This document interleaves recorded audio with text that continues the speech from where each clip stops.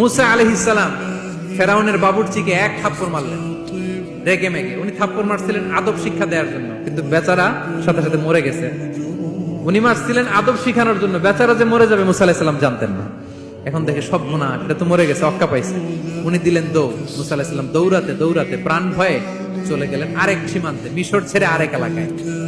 যে দেখে কিছু লোক ধাক্কাধাক্কি করে তাদের উটগুলোকে পানি খাওয়াচ্ছে, আর দুইটা মেয়ে পাশে চুপ করে বসে আছে। উনি বুঝতে পারলেন মেয়েগুলো এই ইয়াং ছেলেদের সাথে ধাক্কাধাক্কি করে টিকতে পারবে না।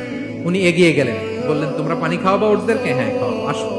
উনি উটগুলো নিয়ে সবাইকে সরিয়ে পানি খাইয়ে দিলেন, মেয়েরা চলে গেল।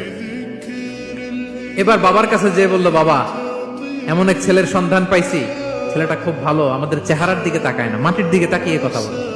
আজকে এই লোক না থাকলে আমরা আমাদের উটগুলোকে পানি খাওয়াতে পারতাম না। আর ভিনদেশী লোক, আমরা চিনিও না। ইন্না খায়রা মান